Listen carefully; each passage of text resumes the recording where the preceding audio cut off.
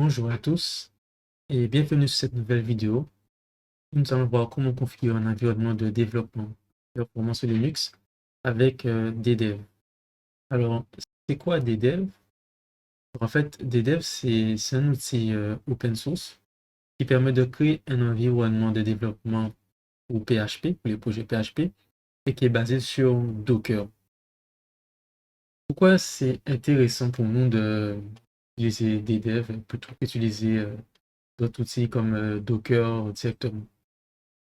Mais déjà, l'avantage des devs, c'est qu'on n'a pas besoin d'expérience en Docker pour pouvoir utiliser des devs. Par exemple, effectivement, il faut avoir au préalable installé Docker sur votre machine, mais après ça, vous n'avez rien besoin comme expérience sur Docker. Ça, c'est intéressant pour les débutants. Pareillement, des devs permet d'avoir un contrôle total sur le projet. C'est-à-dire que c'est vrai que sur un projet généralement Docker, on va se dire qu'il faut faire les commandes Docker pour pouvoir avoir accès à différentes options. Par exemple, si on veut faire du NPM, du Composer, etc. Et là, en fait, on aura accès à tout grâce aux commandes disponibles sur DDEV. Donc ça, c'est intéressant. Donc, il fait qu'on a accès à tout ce qu'on a besoin assez simplement. En plus de ça, justement, DDEV propose plusieurs outils. Si on regarde dans la documentation, justement, dans la liste des commandes, on peut voir à peu près les outils qui sont disponibles. Là, par exemple, on peut voir qu'il y a des outils pour exporter la base de données. On a MySQL. On a beaucoup d'options. Par exemple, on a quoi d'autre? On a les commandes PHP, les commandes NPM, NVM, enfin MySQL, etc. On a vraiment tout ce qu'on a besoin, même Composer aussi. Donc, on a vraiment tout ce qu'on a besoin pour pouvoir fonctionner avec des commandes qui sont spécifiques à certains CMS. Donc ça, c'est très intéressant. En plus, voilà, ce qui est intéressant en plus, c'est que pour la documentation aussi, on voit ici, on peut adapter nos versions de PHP en fonction du projet. Donc si on récupère un vieux projet en fait qui n'a pas été amélioré depuis longtemps, on peut quand même le setuper avec, même si c'est en PHP 5.6, il n'y a pas de projet plus ancien que ça en 5.6, ou des projets vraiment récents en 8.2. Par défaut, ils mettent le PHP 8, qui est en ce moment le plus utilisé. En plus de ça, mais pareillement avec Node.js, généralement sur des projets, des fois on peut avoir des problèmes de version de Node.js, mais on peut configurer aussi Node.js pour notre version. Ça aussi, c'est très intéressant. En plus de ça, autre avantage, c'est vu que la configuration euh, se fait dans le dossier du projet, donc le projet est facile à partager. Donc si vous travaillez en équipe, c'est facile de partager le projet avec toute la configuration des devs à un autre développeur. Ça, c'est aussi très intéressant. Voilà. Autre chose aussi qui est intéressant dessus, c'est que c'est quand même assez primordial, c'est c'est multiplateforme. Donc on peut l'installer, donc on va dans la partie installation, on peut l'installer sur macOS, Linux, Windows, donc les principaux systèmes. Donc ça c'est intéressant. Donc pareil pour le travail en équipe, donc tout le monde n'est pas obligé de travailler sur le même type de machine, donc c'est assez cool dans ce sens-là. Donc on va voir aussi quel type de projet qu'on peut utiliser avec les devs. Donc, en fait, des devs permet d'utiliser n'importe quel, enfin, fonctionne sur n'importe quel projet PHP. Donc, spécialement fait pour les environnements PHP. Mais en plus de ça, l'avantage qu'il a, c'est que il a des setups spécialisés pour certains CMS, ceux qui sont plus connus surtout, comme Craft CMS, Drupal, Magento, Moodle, etc., WordPress. Donc, en fait, Drupal. Donc en fait, il y a des configurations pour eux, qui permettent de les installer assez facilement. Et en plus, la Ravel aussi, qui n'est pas un CMS, mais vraiment que PHP. Donc c'est assez intéressant. Par exemple, là, si on va sur Craft par défaut, il nous montre comment l'installer avec des devs directement. Par exemple, logiquement, s'il fallait l'installer directement avec Docker, il a fallu faire une commande un peu plus compliquée pour le faire, mais là effectivement, on vient sur la documentation, copier-coller, et puis on a notre projet installé assez proprement. Donc ça, c'est intéressant. Donc on a effectivement pour tous ces projets-là, ça. Mais vous pouvez aussi installer un autre projet Symfony ou bien un projet en PHP euh, à la main, quoi. Donc, c'est assez intéressant. Donc, voilà. Donc, c'est un peu ça pour la présentation de DDEV. Et dans cette vidéo, on va voir différentes possibilités d'installation. Comme je disais, qu'est-ce qu'on peut faire comme installation, donc sur Mac, etc. Et comment ça se passe. On va surtout s'arrêter sur l'installation sur Linux, parce que c'est sur Linux que je suis. Donc, on va faire l'installation en réel sur Linux. Mais je pense quand même on va faire un tour sur l'installation Windows. On va s'arrêter un peu dessus pour que vous puissiez voir en fait comment vous pouvez le faire, parce que je sais qu'il y a beaucoup de gens qui sont sur Windows. On va faire aussi un test d'installation d'un projet WordPress avec DDEV. Et on va explorer les commandes DDEV et tester aussi certaines commandes. Pas tous, hein, vraiment quelques-uns. Après, vous allez voir avec la doc comment ils en sortir. Donc, voilà. Donc là, comme je disais, on va voir les possibilités d'installation. Donc là, si on prend dans l'ordre, on va juste voir les différents systèmes, on va pas voir le reste. Mais pour macOS, en fait, c'est assez simple. Si vous avez Homebrew d'installer, vous pouvez taper cette commande ici pour mettre à jour. Donc voilà, donc si ou non, vous pouvez utiliser les scripts d'installation, copier-coller. Franchement, c'est assez simple. Il n'y a aucune complication dans ça. Pour Linux aussi, c'est assez simple. Deux fois de lancer ça, cette commande-là à part. L'installation à la fin. Et puis après, vous êtes tranquille. L'installation est faite. Et vous êtes tranquille. Là, après, c'est pour désinstaller et tout. Là, c'est pour Debian, c'est ça qu'on va faire. Après, il y a pour Fedora, il y a pour Arch Linux. Donc voilà, bon, après, il se propose aussi d'autres méthodes. La plupart des gens, je pense, sont soit sur Debian, soit sur Fedora Red Hat. Moi, je suis sur Debian. Ou Ubuntu, enfin Debian Ubuntu. Ubuntu est basé sur Debian, en fait. Donc, c'est la même chose. Maintenant, si on regarde sur Windows, là, c'est un petit peu, c'est un petit peu plus compliqué parce qu'il y a plusieurs choses à voir. Mais en tout cas, si vous avez déjà installé, comment dire, vous avez déjà Docker de fonctionnel, donc si Docker fonctionne sur votre machine, euh, Docker avec Docker Desktop, en fait, sur votre machine, donc logiquement, vous avez déjà PBSL activé avec le subsystème. Donc normalement, vous pouvez passer quasiment tout ça, quoi. Normalement, tout ça, là, tous ces étapes-là, vous êtes censé l'avoir déjà fait pour avoir une installation de Docker qui fonctionne proprement. Donc, on passe tout ça si vous avez votre Docker installé et fonctionnel. Ensuite, l'installation, ben, c'est à partir d'ici. Donc, là, en fait, ils le font directement à l'intérieur de Linux, du conteneur de ligne de commande Linux.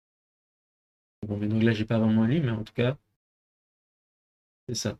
Après, il vous propose un autre fonctionnement. Vous pouvez voir en fonction de votre système. Mais je pense que le plus simple, ce serait vraiment l'installation ici. Voilà. Bon, on ne va pas s'attarder plus que ça, parce que là, on va remonter sur tous ces Linux. Mais en tout cas, si vous êtes Windows, prenez le temps de lire cette documentation correctement. Donc, voilà. Donc là, on va retourner sur la partie Linux. Voilà. Donc, ce qu'on va faire, on va ouvrir un terminal. Ici. On ne va pas faire exactement ce qu'ils disent. On ne va pas se prendre la tête. C'est vraiment copier, copier-coller. C'est ça. Parfait. Ensuite, on va lancer ça.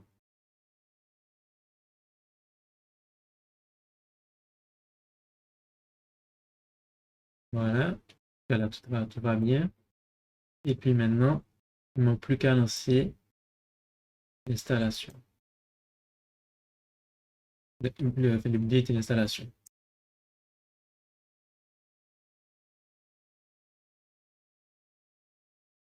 Voilà. Donc là, il va m'installer ça. Voilà. Donc là, normalement, tout est bon. Installé. Donc, moi, pour vérifier, généralement, j'aime bien lancer un help. On va faire des dev help pour voir c'est bien installé. Voilà. Et là, il fonctionne. Ensuite, là, comme je disais, on va créer un projet sur des devs. Donc, comme je disais, on va regarder la doc, on va choisir un projet sur WordPress. WordPress se trouve ici. Donc, vous avez la possibilité, alors, il y a trois possibilités. Donc, soit avec le PCLI, donc en fait, pour un WordPress classique, donc vous n'avez pas besoin d'avoir de PCLI installé sur votre ordinateur puisque des devs proposent de le PCLI. Donc, là, pour un avantage que je vais vous préciser tout à l'heure, donc le CLI de WordPress qui permet d'installer WordPress, de faire tout un tas de choses, gérer des plugins, etc. Donc là, il faut juste créer un dossier pour votre projet. Vous allez dans le dossier et vous lancez cette commande pour faire la configuration de dev. On lance les conteneurs des devs, on télécharge WordPress. Ensuite, là ici, ben, c'est pour lancer le navigateur. Donc ensuite, là, le reste de l'installation. Là, c'est vraiment pour configurer votre WordPress proprement. Voilà, etc. Donc, en fait, il y a juste à suivre la documentation comme c'est là. La seule chose que vous aurez à changer vraiment, surtout le nom du dossier ici, le nom du dossier. Ensuite, ici, dans les variables titre, l'administrateur, le nom de l'administrateur, du compte administrateur, l'adresse email et ben, votre mot de passe ici. C'est ça qu'il faudra modifier. Sinon, c'est OK. Nous, on va plutôt utiliser Bedrock, mais vous pouvez voir aussi que si vous avez un projet déjà sur Git, WordPress, vous pouvez juste le cloner, aller dedans et faire des dev config. Et il va faire la configuration pour vous. Là, on retourne sur Bedrock. Alors, Bedrock, en fait, ça permet, en fait, c'est une base, en fait, de WordPress qui permet d'avoir votre développement moderne sur WordPress avec Composer.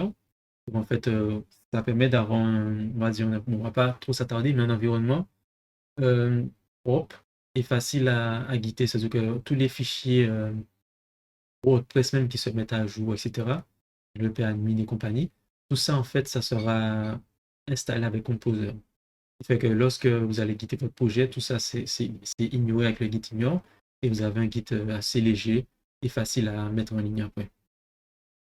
Donc, on va utiliser ça. Donc, moi, ce que je vais faire, je vais ouvrir un terminal, valide mon dossier. Je vais créer un dossier, c'est-à-dire, on va l'appeler, alors, je vais copier ça ici. On va créer ce dossier-là, on va valider au-dessus. Ensuite, qu'est-ce qu'ils disent? Bon, on va juste copier en fait le commande. En gros, il précise le type, comme en fait le projet n'est pas encore installé, il précise le type de projet WordPress. Si le projet était difficile, il y avait déjà un WordPress installé dans le dossier, automatiquement il détecte que c'est un WordPress. Pareil pour le Docroot, généralement il le détecte. Bedrock, le Docroot, c'est le dossier en fait où le serveur, enfin, qui doit être accessible depuis le web. Donc en fait là c'est le dossier web, mais normalement il le détecte aussi automatiquement. Il a évacué le dossier Docroot, donc voilà. Ensuite, démarrer le projet. Enfin, démarrer le serveur, les conteneurs, et ensuite installer Bedrock. Donc, on va lancer cette commande.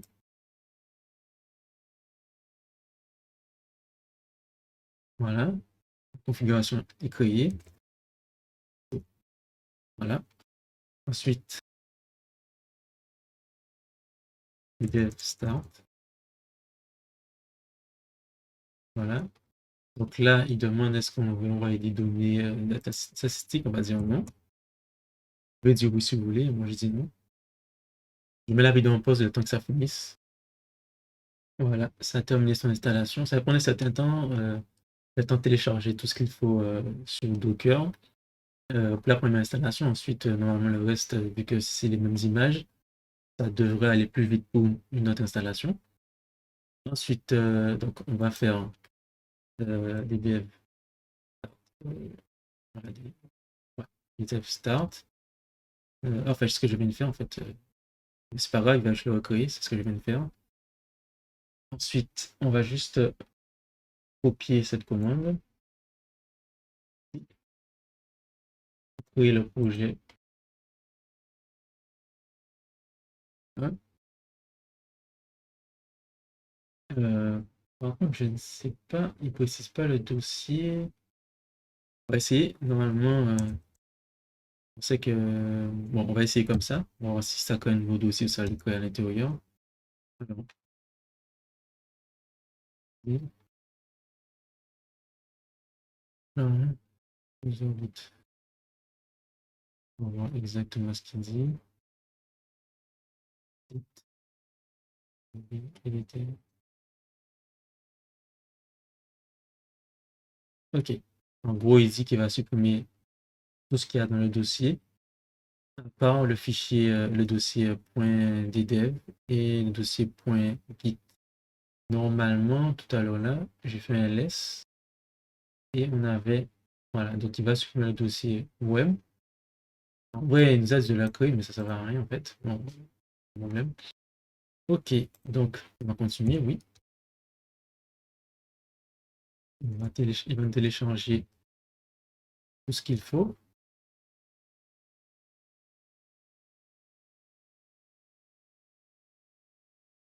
Donc, ouais, le WordPress Core, etc. Il va installer tout ce qu'on a besoin pour WordPress.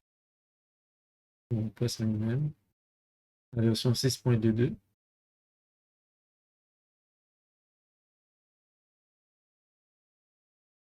Voilà. Donc, voilà, c'est fait. Alors, le système vous amène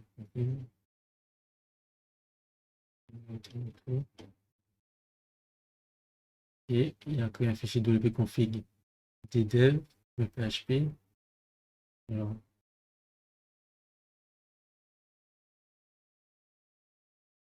ok. Donc là, normalement, ouais. Ensuite, ils te disent ici de modifier le point env. Non, on va modifier le point env. Alors, point env. Alors, en gros, ici, euh, alors db name, on va mettre db. Ensuite, pareil ici, db. Password, mais c'est la même chose. db. C'est partout, c'est db. Parfait. Alors, db host, pareil. Et db. Donc,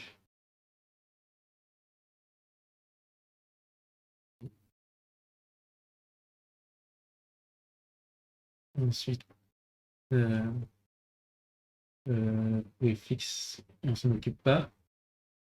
Ensuite, alors ici, il faut changer. Euh, donc, nous, il nous propose d'utiliser une variable qu'on va utiliser, variable d'environnement. Okay. Donc, on va prendre, ne mettre pas de guillemets, donc on va faire pareil. Parfait. Ensuite, la suite, c'est la... Ok, ce qu'on va faire quand même, on va récupérer les clés.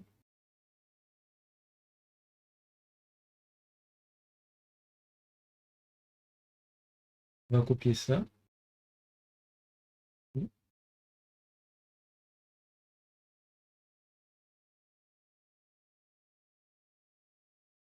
Ok, je supprime tout ça. Euh,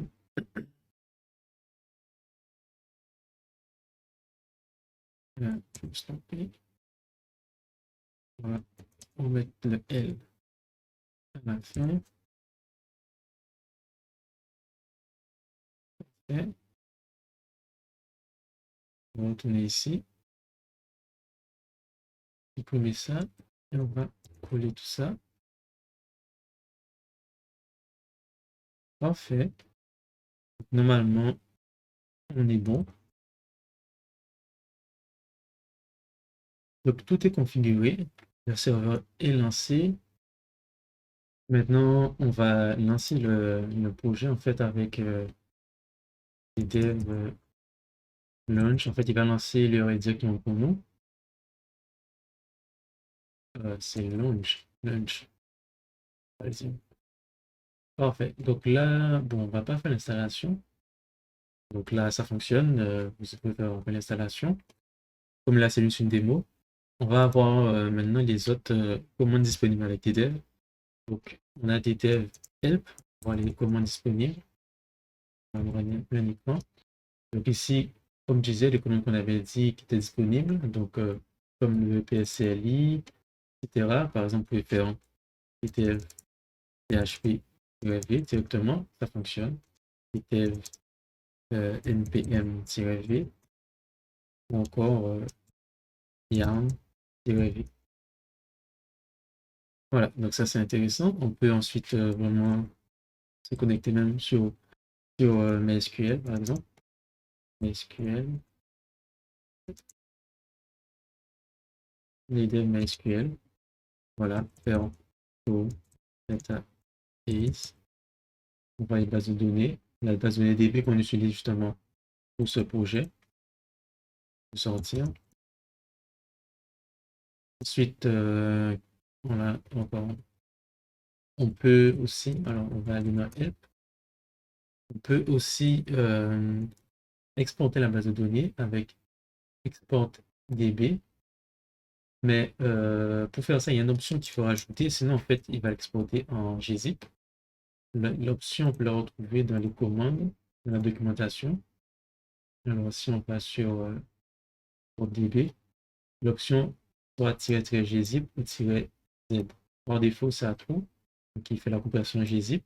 Ça peut être intéressant pour une grosse base de données, mais sinon, vous pouvez faire à false. Donc là, on l'a ici par exemple, égal false. Voilà.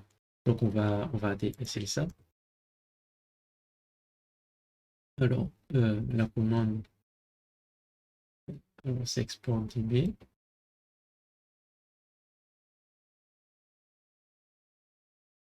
Alors, je vais mettre Z égale false. Et on va lui donner un nom. Je vais mettre la racine du projet.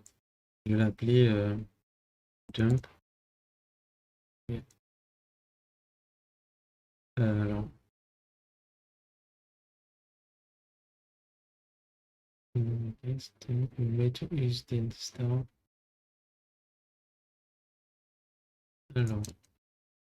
alors, export DB. C'est bizarre ça. Il fait juste ça.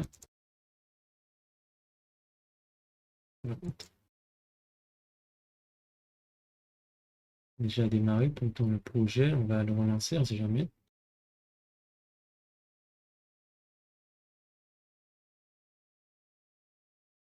Ok, on va essayer.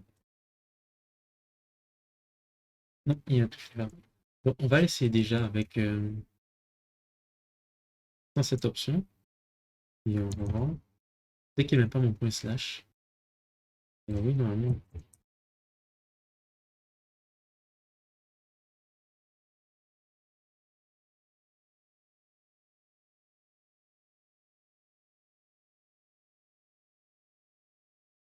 On va mettre l'option file. On sait qu'on peut la mettre comme ça, mais il me semblait que oui. Mais bon. Euh,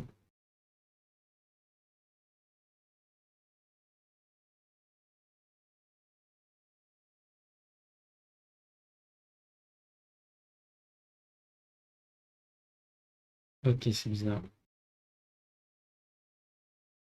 Item export DB. Bon, je pense que c'est parce que j'ai pas encore rempli la base de données. On va juste, ouais, je crois que quand j'avais fait, il y avait des données en base de données, on va faire un test. Euh, test, test, mot de passe, ok. Test, passe test. Après, on va faire installer. Essayer. Ok, normalement, avec ça, il y a les données. D'ailleurs, je vais refaire cette commande. Non.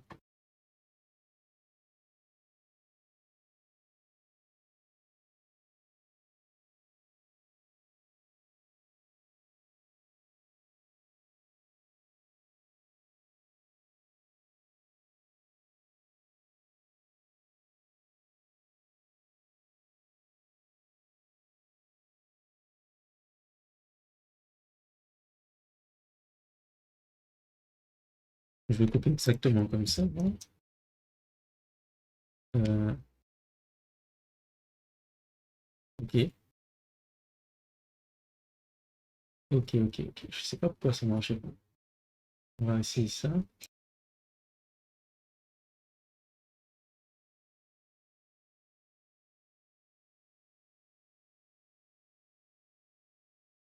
Ok, peut-être qu'il aime pas en fait l'histoire du dossier en cours.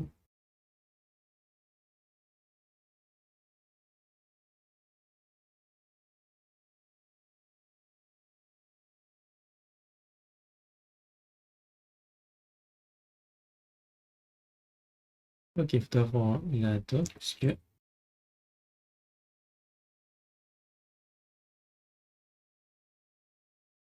ouais, c'est ça, il aime pas le dossier en cours. Ok, en fait, faut juste mettre. Ok, faut rien mettre, mettre juste file. Bon, moi ça va. C'est pas, mais il me semble que je vais essayer quelque chose. Il me semble que si on fait ça, ça marchait. Bon, je l'ai essayé une fois, ça marchait. Mais bon, là en tout cas, il faut mettre file et mettre le nom du fichier.